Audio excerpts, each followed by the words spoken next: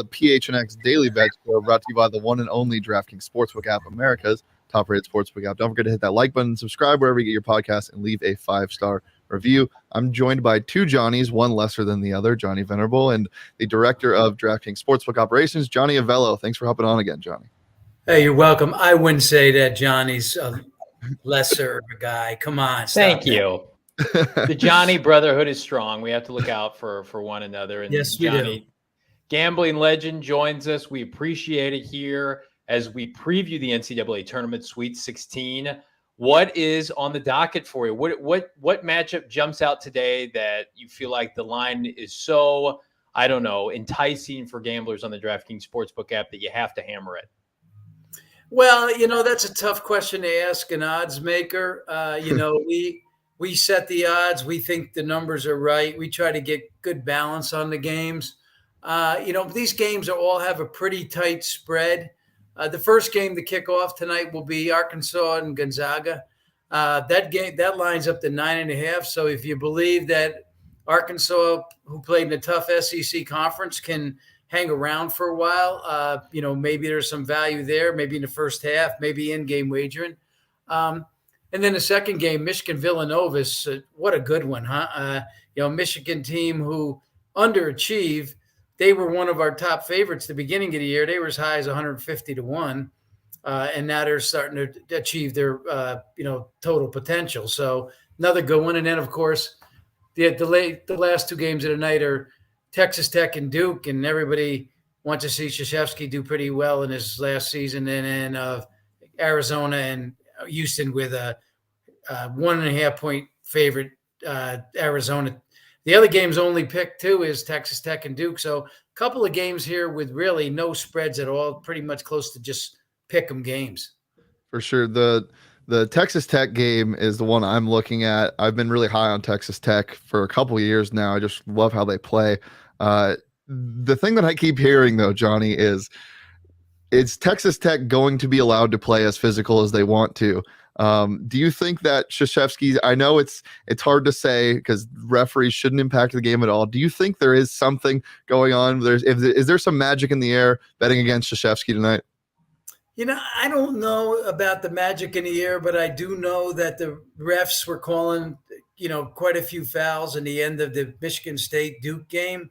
Couple probably should have been left alone, and you could tell Coach was going nuts. I mean, he just didn't like some of the calls. So magic in the air, maybe, who knows? But you got to go out there and play a solid game, guys. If you get a few calls here and there, that certainly helps. But the team's got to be prepared and ready to go. So most everybody in the Valley is looking forward to tonight's tip-off between Houston and Arizona. I think most of us feel like Arizona, very battle-tested, suffered an injury at point guard during the Pac-12 tournament, has responded with two pretty contested wins, especially that TCU outing to get to the Sweet 16. Let's focus on Houston if we could. Two dominant wins, one against UVA and then beating the Illini as an underdog in dominant fashion by 15. What should we expect tonight as U of A tries to make a run to the Elite Eight and subsequently the Final Four? How real is this Houston team, do you believe? I find these two teams kind of close as the line indicates. They've got good balanced scoring. They got a top scorer that's around 17, 18 points a game. Everybody else contributes. Houston played a pretty tough. Also, they played Wisconsin, they played Alabama. Whereas Arizona, you mentioned their schedule. Going to the Big Ten and winning at Michigan and Illinois, losing to a team who probably played as well as anybody down the stretch, Tennessee, but just lost their mojo there at one point. I find these two teams really close to the way that the team overall plays, but they do it in different ways. Arizona is one of your top 5 scoring teams in the country, and Houston's one of your top 5 defensive teams in the country. So there's a conflict there. And what I find interesting, too, is that we opened up this total 144 thinking that was probably about the right number. This thing got bet to 146.5. So the bettors are thinking that there's going to be some points in this one tonight. For sure. The first game you mentioned, the Arkansas Gonzaga game, you mentioned the first half. That's something that I really like because of what happened in that last game for Gonzaga against Memphis. They kind of got punched on the chin and then came out and Drew Timme kind of took over in that second half. But Arkansas, I'm not too high on. However, they are well coached with Eric Musselman. Do you think that bettors would have a better chance of staying away from the spread and rely on the first half, or do you think that it doesn't really matter and this Arkansas team is just going to do what it usually does? Well, Gonzaga really didn't have a good start in both their games in the tournament. And so usually there's a game where, you do struggle a little and sometimes you have to pull the old Houdini to escape. They didn't actually have to do that, in the second half of either game. But, at some point, are they going to put it together? Everything goes right. They're hitting their buckets early. The team who they're playing against can't find a bucket. That's what you fear when you bet a team like Arkansas on the first half. But just looking at the game, you would think that Arkansas could hang around for a while, and maybe that while is the first half. Johnny, I've got Midwestern roots. I root for the Big Ten. I want to see them do well. Yet, year after year, the Illini, Wisconsin, they let us down. Ohio State, losing to Villanova, Michigan State. We talked about losing to Krzyzewski and Duke last Sunday. Why do you think the Big Ten has struggled so much this year, and has it really just showcased the dominance that is the ACC?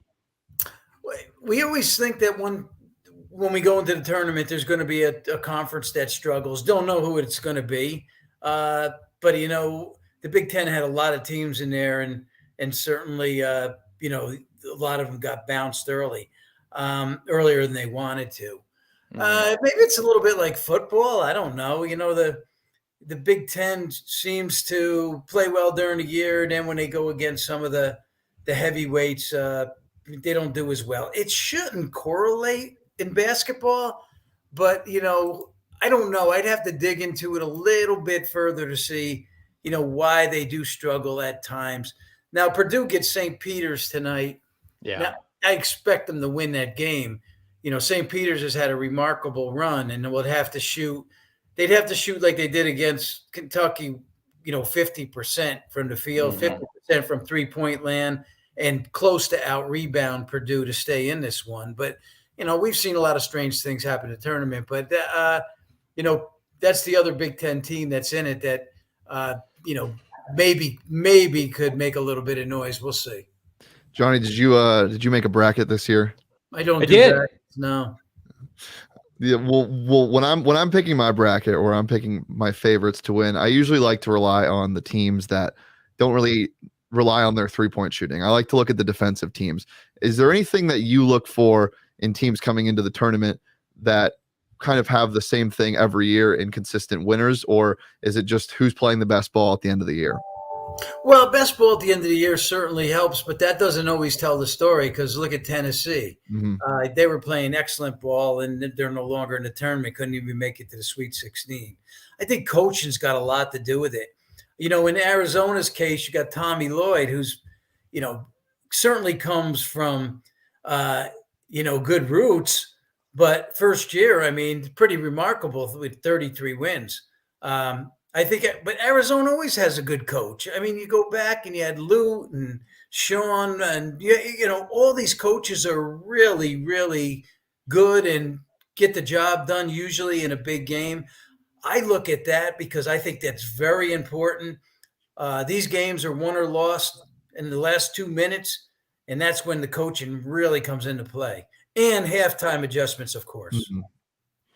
Who has been the most impressive team to you, top to bottom, as we enter the Sweet 16? And who do you like to advance into the Final Four? If you could just pick one team that you feel like they're almost close to a near lock to make it to the Final Four as any team. Well, there's no locks in this game, guys, but Kansas has played pretty well so far, and actually the bracket they're in has benefited them. That region has worked well. We said it would probably be the easiest region, and feels like it right now. Yeah, Creighton. That doesn't mean that Providence, couldn't sting them, but I think if you want to say 2 games who's played, the best, I think you'd have to put them in at least the top 2. Yeah. Last question for me, looking ahead to tomorrow's game, another Pac-12 team, UCLA. They're 2-point favorites against North Carolina. Should be getting a healthy Jaime Jaquez Jr. back. What do you think about this matchup with North Carolina playing how well they're playing? Yeah, they are playing well, aren't they? But Mick's got his team playing well too. So you look what UCLA's run was last year, was pretty magical. And looks like they're on their way to another one of those. Couldn't be a better matchup, guys, as far as names are concerned. North Carolina, who's won their share of NCAA tournaments, and certainly UCLA with the heritage they've had winning theirs. So great matchup. Another one that takes place, towards the end of the night. And these end of the night ones are going to decide how our day goes because, if we kind of lose the first couple, then we know that a lot's going to be tied into those last 2 games. I'm pretty excited about this Sweet 16. I mean, the only game on the entire slate that maybe doesn't have any appeal is the Iowa State, Miami, Florida. But those 2 teams had to work hard to get there also. So we do respect those 2 teams getting this far. St. Peter's is the other one I think is going to be, I don't know how heavily bet that game's going to be, but I think it's going to be heavily watched. Johnny, we appreciate the time. Thank you for making us smarter. As you know, I'm a traditional football guy, so I need to be educated, but from one Johnny to another, it's been a pleasure. Thank you, Johnny. Thank you, Shane. Appreciate it, Johnny. So he said he was talking about North Carolina, UCLA, and said it was one of the best, named the best names in college basketball. Talking about like the prestige of it, but I think it's one of the best names from a cool name standpoint. I've said this before. I think U of A has cool names. UCLA is one of the best, has some of the best individual player names in college basketball. Jaime Jaquez Jr., Tiger Campbell, Johnny Juzang, Jules Josh Bernard, Rosen, yep. Mick Cronin, great names. And then you go to North Carolina, Leaky Black, Cam Johnson's brother. It's just it's fun. It's fun to see. So Johnny, we had a pretty good day yesterday, and we'll go to our picks really fast before we get into tonight's slate. But before we do that, I just wanted to remind you, since the DraftKings is now gone, the DraftKings can give you guys some money when you bet just $5 on any NCAA basketball game. Where'd he go? Tonight. Get $200 in free bets if the team that you bet on wins. When you sign up using that promo code PHNX, it's just that easy this week at the DraftKings Sportsbook app. So if you want to hammer that Texas Tech money line like me and Johnny are going to be doing, you can get $200 in free bets if they win. Or if you want to keep it safe and hammer Gonzaga's money line at minus 550, you can do that and win. What would that be, like less than $1 or something? You can do that as well, but you get $200 in free bets if they do end up winning outright. So just remember, use that promo code PHNX when you sign up. Bet just $5 on any NCAA basketball game tonight or tomorrow. Get $200 in free bets if they win. That's 21 plus. Arizona only. Gambling problem? Call 1-800-NEXT-STEP. New customers only. Minimum $5 deposit required. Eligibility restrictions apply. See DraftKings.com/sportsbook for more details. Okay, let's get into our picks from last night. Johnny? What happened to my Nets, man? I think Kyrie was celebrating. First of all, he had a tremendous night statistically. The Nets did lose, but they got the mandate lifted. So we are going to be hammering, at least I will, be the Brooklyn Nets for the rest of the season. But they had a tough outing at Memphis. The Suns did what they did. They won. They always win. Anytime that you can get them as close to even money, you hammer them. Really, at this point, if they're anything under a 6-point favorite, I feel comfortable taking the Suns in whatever scenario that presents, especially with Chris Paul on the cusp of returning. And then the Celtics, to me, was my favorite bet of the night. They ended up winning by almost 30 points. Now it affected my props in great detail, and we've talked about this before. Fear that NBA fourth quarter and blowouts, but two out of three, not a bad way to start going into the Sweet 16. For sure. We'll get into mine now from yesterday as well. Those are not the ones from yesterday. All right, well, I'll find them really fast. There's your props. Sure, those are my props. DA, good night to pick DA's props, I would say, finishing with a career high. So yeah, that worked out. Easily smashed that 17.5 points. And then our boy Kyrie Irving dropping like 30 plus. I forget what the total was, but he went stupid last night. So we love that. Easy win. And I'm going to be hammering him when he comes back to Brooklyn when he plays his first home game. So Of course. very excited for that. Johnny, why don't we get to your props? And I think you meant LaMelo. I don't think you meant Lonzo in this one. Yeah. Not only did Lonzo not play yesterday, the Bulls didn't play yesterday, but he also didn't play the day before. I think he's still out for a while.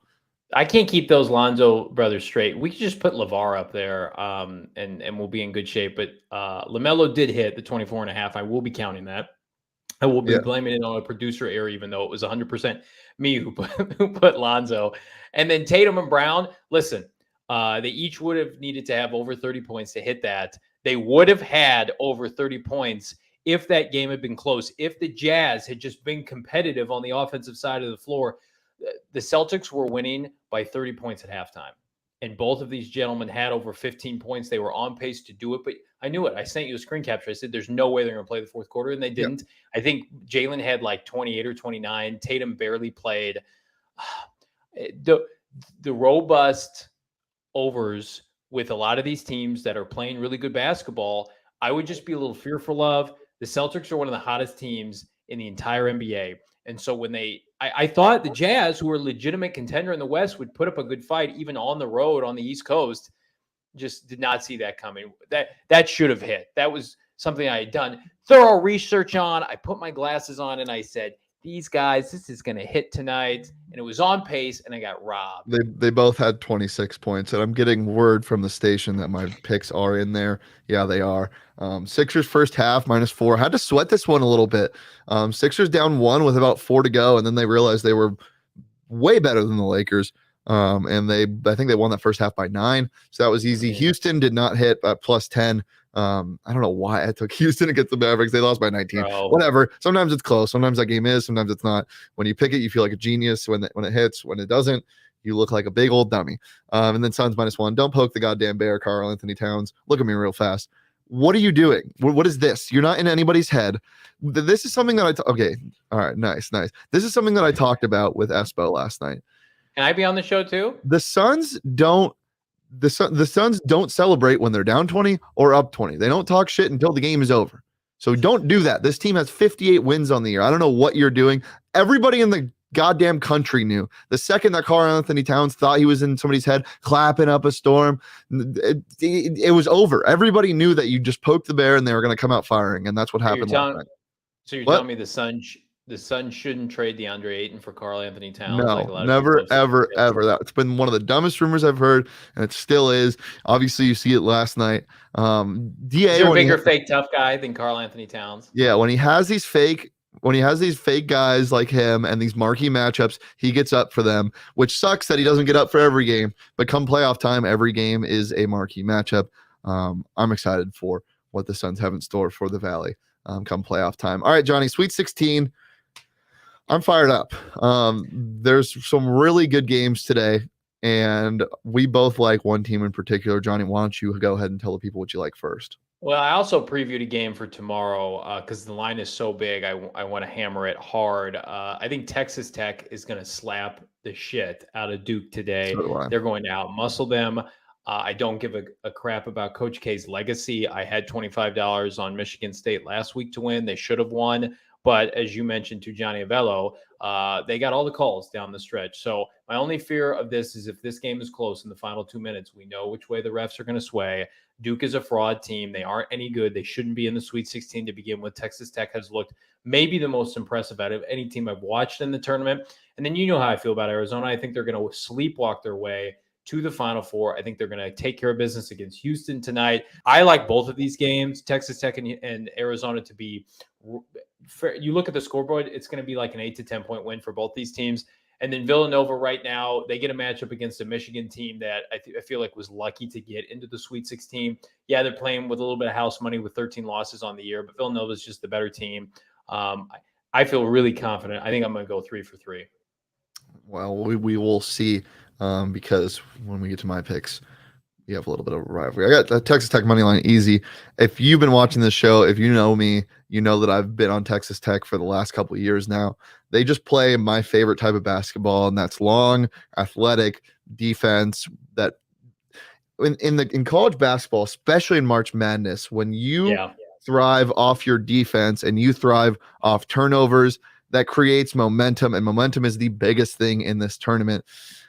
The only thing I'm scared about tonight, and it's a real thing, is the physicality of the game. Texas Tech plays really physical ball, and if they get called for ticky-tack fouls and get in foul trouble again, that not only stops momentum because there's a bunch of whistles flying around, but it also, has them reach deeper and deeper into the bench. That's something that I don't want. I really don't want the refs to affect this game tonight.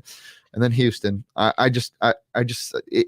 when you get plus money on a team like Houston, and I know it's against U of A, trust me, I know, but anything can happen in March Madness. That's the only reason why I'm leaning Houston. If it was a pick 'em, I'd probably go U of A, but I just got to bet the plus money. Houston is the best 5 seed that's ever gotten a 5 seed. I am such a big fan of them.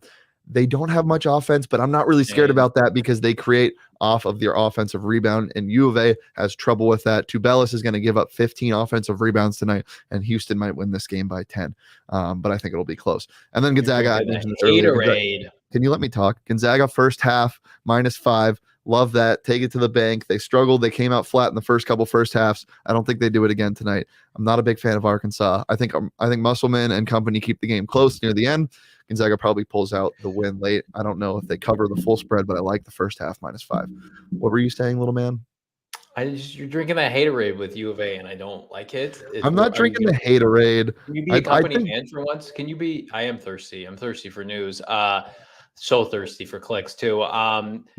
Can you be a company man for once and support the cause? What's good for U of A is good for PHNX. It is. You, by rooting for Houston on this show, are rooting for PHNX as a company to do poorly, are rooting for us to fail. You're rooting for Mike Luke to fail and Saul Bookman to fail, and I don't like it. Be a company man for once. You're already a closet Seahawk fan. You don't root for Kyler Murray.